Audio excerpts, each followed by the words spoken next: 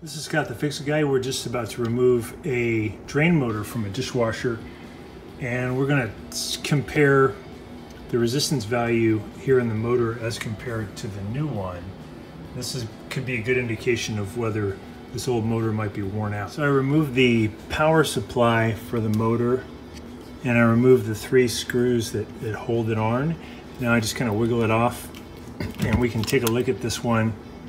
You can see there's a little bit of debris in there. Paddle looks good on the old one, and it feels pretty good. A little bit, there's a lot of play there before you feel the magnetic resistance. Here's the new one.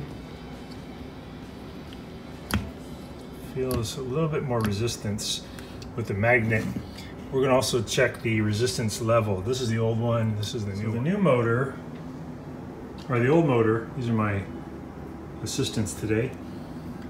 The old motor, so I got that hooked up. I'm getting 21.6 ohms. Now I'm going to check the new one. The new motor is showing about 26.3 ohms of resistance. So that means that those wires are more intact inside the motor windings, and the motor is going to be stronger. The complaint with this one is that the motor sometimes worked to get the water out, sometimes it didn't. So we're going to be replacing this with a new motor, and it's just its windings are a little bit more intact. Thanks so much for watching our video, and please subscribe when you get a chance. Thanks again.